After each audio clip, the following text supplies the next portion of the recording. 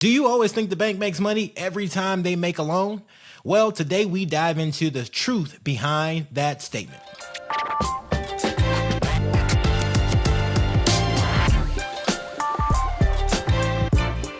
Hey, what's up, Foreclosure Fix family, and welcome to another episode of the Foreclosure Fix podcast. You have come to the best place online, on Spotify, on YouTube, on every platform if you are facing foreclosure. As you know, our goal here is to help 1 million homeowners successfully navigate foreclosure. And if that mission resonates with you, please do me a favor, like, subscribe, and share our content with someone who you know it can benefit. Or better yet, get them a copy of our latest book called The Foreclosure Fix, 12 Proven Steps to Beat the Bank, Escape Foreclosure, and Turn Your Property into a Profitable Asset. I'm your host, DJ Olojo, and I am fired up for today's podcast because we are diving into a topic that I think many people want to wrap their heads around. And when I say want to wrap their heads around, I mean like we all have different opinions about what we think about the bank. And when I say the bank, I am not just talking about JP Morgan Chase or Bank of America or Wells Fargo. I'm talking about hedge funds. I'm talking about individual investors. I'm talking about anybody who owns or holds a mortgage. And the question that I often get and what comments I often hear from homeowners who are facing foreclosure is the bank is making so much money on my loan. Why do they care if I pay it off? Or they are charging me all this interest when my original loan balance, they've made so much money on this loan, so they should be happy that I'm even paying something on the loan.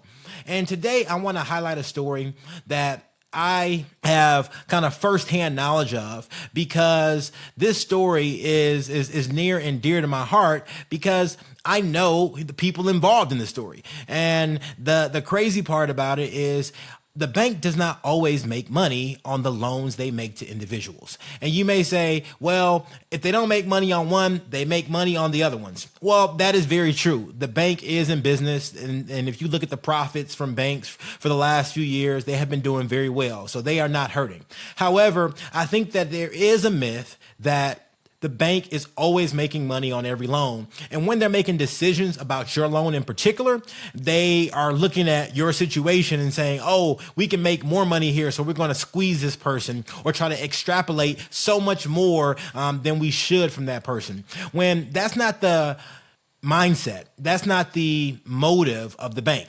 Obviously, a bank is in business, so only way a business will be successful is to continue to make a profit, unless you're the federal government and you can, print money. But outside of that, most businesses need to make money in order to stay alive. And so I want to go into how this process works and what exactly goes on and give you some insights as to how one investor lost $50,000 trying to be a lender. And when I say trying to be a lender is that they didn't really know what they were doing and they ended up losing a lot of money.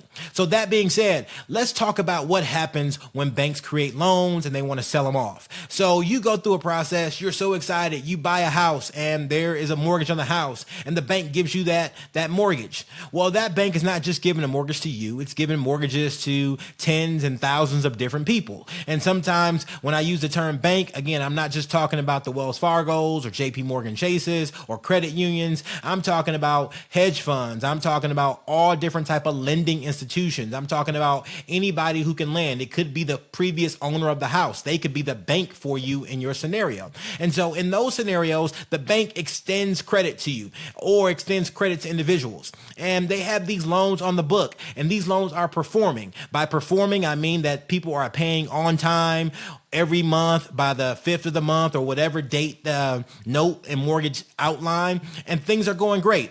And so this bank maybe has 10 or 15 or 10,000 or 100,000 different loans on the book, and they like to package those loans up and sell them off. And so when they do that, they sell them off. They send out a tape to other banks or other hedge funds or other investors. So bank wants to sell loans off, they send out something to other banks or investors or hedge funds called a tape. And a tape is basically a very fancy term for an Excel spreadsheet that has all the details of the loans. It will have the unpaid principal balance, if the borrower is delinquent, it will have property information. Basically, it has all the information needed for acquiring kind of bank or an acquiring purchaser to make an informed and educated decision on how much they're willing to pay for a loan.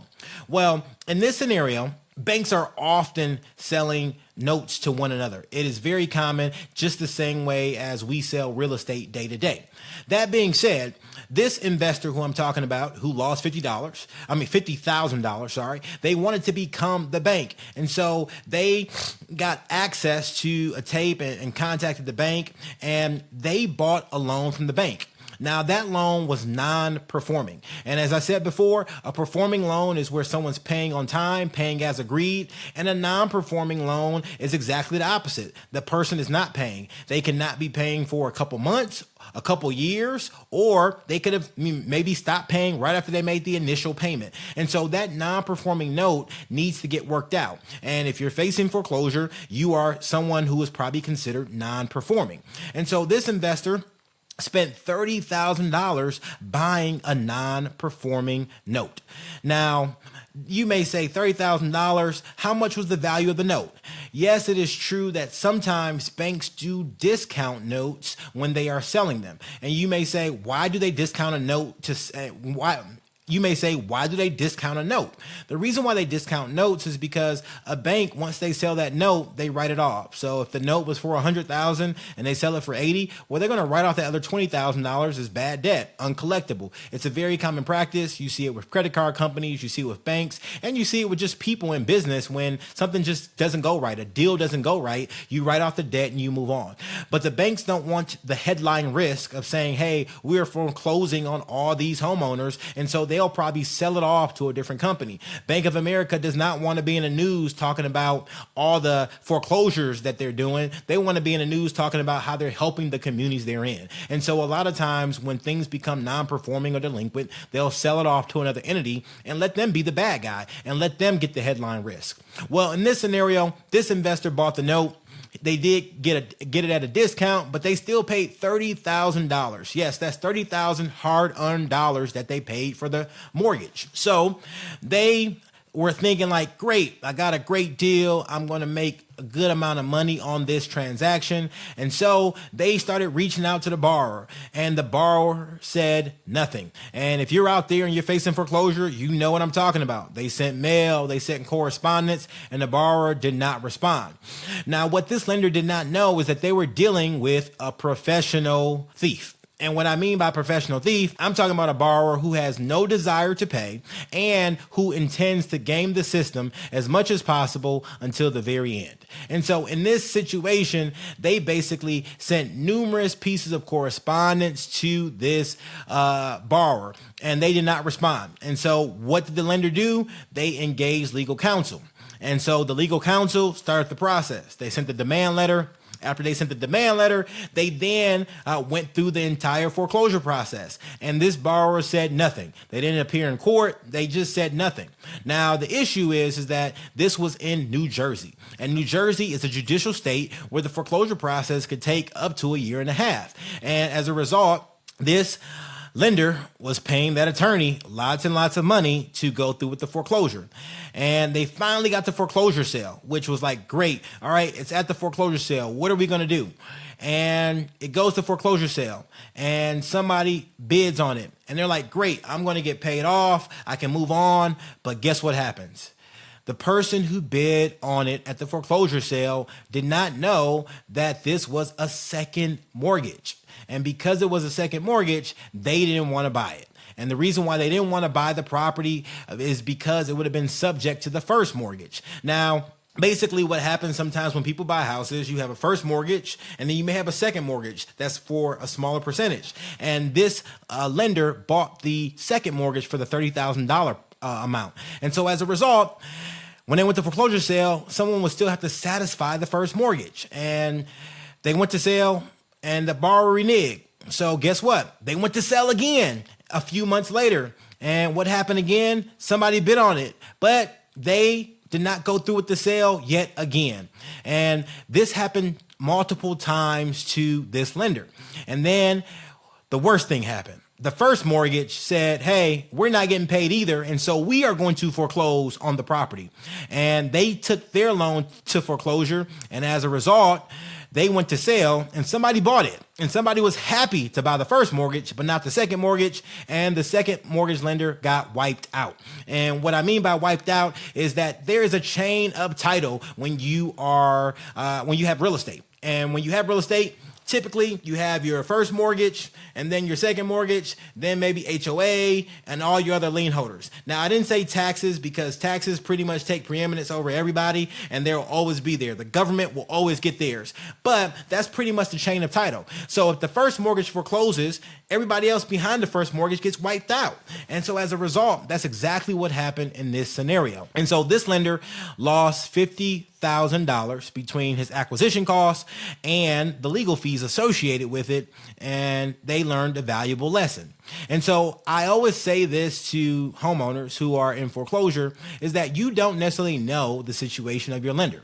And yes, oftentimes the lender is a big bank, but sometimes the lender is another individual who is using it to make an investment, whether it be that's their profession and they are a small hedge fund, or it is maybe just a retirement account or maybe a hobby and they're making their first investment, or it's a big bank. You don't necessarily know, especially when they have a servicer, because the servicer won't necessarily tell you what entity owns the mortgage. And note, you can always look this up by going in the public records and searching, but at the end of the day, you just don't know.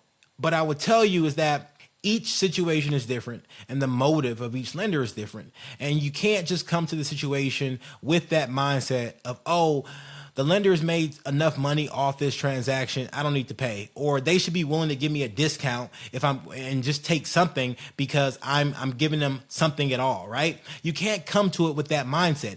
You have to come to it with the mindset of, I borrowed this money. And unfortunately, as the Bible says, the borrower is always slave to the lender. And I know it sucks, but I'm a borrower too. And so I have lenders who, if I don't pay, they can take my house or they can take, whatever thing that I borrow from them. And so as a result, it's just the way the system works and you really can't get mad about it. And I know it can be frustrating, but you have to make sure that you're communicating and that you're doing the things you need to do. And so does the bank always make money on every loan? Absolutely not. They try to make money on as many as they can, and that's just the way the game works. Or another question we often get is, why won't the bank take my money? I'm trying to pay my mortgage and the bank just won't take it. And oftentimes in this scenario where the bank is not willing to accept the payments you make is because your loan is too delinquent. And what I mean by too delinquent is if you are just trying to make your monthly payment, the bank is typically going to always accept that. Or if you're just 1 month behind and you're trying to make a payment, the bank is going to typically accept that. But when you are months and months behind and then you try to make a payment that does not bring the full loan current, the bank oftentimes will not accept that. And there are multiple reasons as to why they won't accept that. One of the main reasons is that if they started legal, they may have incurred legal fees that they want you now to pay.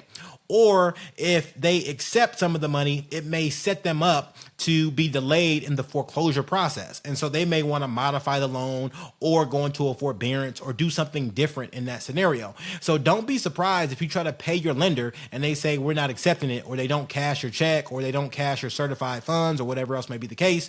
That is very common. You need to pick up the phone and call your lender and try to get a solution. Now, we've talked about, how some lenders don't make money. We've talked about why the bank won't accept your money. Now, let's go into our bow tie round, which is my favorite part of the podcast. It's where you, our listeners, get to tie one on with your host, DJ Olojo. And in the bow tie round, the B stands for my best advice for somebody facing foreclosure. The O stands for one thing I'm grateful for. And the W stands for my wildest or most interesting foreclosure-related story. My best advice for someone is to stay on top of your property maintenance. And I am not saying that you need to go change all your windows out, or you need to go and buy a brand new HVAC system, or put a brand new expensive roof on your property. I am saying you need to make sure you do not let small things accumulate and cause big problems. We all know that brown spot in the ceiling that's getting bigger and bigger and bigger doesn't fix itself. And so it's much easier to call a roofer out or to have somebody check it out and replace a couple shingles than it is to replace the entire ceiling when it caves in on you, the insulation, and still have a more expensive repair. I was walking a house today, and I'll tell you more about that in my wildest or most interesting foreclosure related story. But the deferred maintenance in the house was really, really bad, and it's causing the value of the property to drop significantly. All right. The one thing I'm grateful for, I am grateful for my mastermind communities. I'm in numerous mastermind communities, both on the real estate side, on the mortgage note investing side, on the podcasting and social media and that whole kind of FinCon community. So I'm in multiple masterminds, and they all add different value to my life. Being around people who are experts and who are really great at their field always allows you to raise your game. And so I'm grateful for all the different masterminds out there who bring the best of the best together to help sharpen. They say iron sharpens iron. So I'm happy to, be in some of those circles where I am learning and growing immensely. Now, the wildest or most interesting foreclosure related story is, as I was saying earlier, I walked a house today. And unfortunately, this couple is facing some financial trouble. And they are an elderly couple. They are on fixed income. And they have a house that is worth probably around $265,000 when it's all fixed up and ready to go. And so I was walking the house with them, talking to them about their situation. And there were just so many things that I saw on the property that just kind of made me shake my head. And unfortunately, the property had a lot of deferred maintenance. So much so that in one of the bathrooms, the flooring was completely damaged. So much so that they kind of, new tile over exposed kind of just floorboards, right? It was really wild. I can't even explain it properly. That's just kind of how weird it was. In the basement, they had a bathroom down there, and the bathroom basically was useless. It was molded out, and it had numerous leaks. And these leaks probably could have been solved relatively easily if they would have got a plumber out there. And as I walked around the house, I just looked at the small items that just added up to a lot of big items. And I asked them how much they wanted for their house. And obviously, like most people, they said they wanted $265,000. And I asked them, what type of offers have you been receiving from the different investors and the realtors and people who have come to the house? And, they were a little coy because they didn't want to tell me, but eventually they started to talk, and they told me that they were receiving offers around 120 and 125 and 130. And I looked at them and said, for the condition of your house, those are solid offers. And it just kind of hurt my heart in that scenario, because that's $130,000 difference than the actual, after repair value of the property. And I know that investors need to make money and realtors need to make money, but oftentimes what happens with homeowners facing foreclosure is if you have a ton of repairs on your property that you can't do and can't afford to do, you wind up in a situation where you get a significant discount on the amount that you could get for your property. If this couple would have spent a little bit of time taking care of some of these repairs, I think their offers would have been closer to like 170, because the house was not in terrible condition, but it was what they allowed their lack of management to do, which created more problems. And what I mean by that is that they let a small problem, a little small leak in the bathroom, just grow and grow and grow, and then metastasize into a big problem that's probably going to cost somebody $25,000 or $30,000 to fix. And so if you have deferred maintenance on your house, please make sure that you get it taken care of. Or, even if you can't get it fixed, have a plumber come out and just cap the line. At least that way, the bathroom or the location just stays stagnant and it doesn't get worse, right? And so that is my wildest or most interesting foreclosure related story. And I appreciate y'all listening today. As always, thank you so much for tuning in. If this content resonates with you, if you know somebody facing foreclosure or you think it can help them, please share it. Like, subscribe, and share it with someone who you know it can benefit. Check out a copy of our book. And as always, if you have questions, you can find us at info@theforeclosurefix.com. As always, I appreciate you listening. I love you. God bless you. And I will see you soon. The views and opinions on this podcast are for informational purposes only and should not be construed as legal advice. If you have a specific legal question, we highly recommend you contact a qualified legal professional.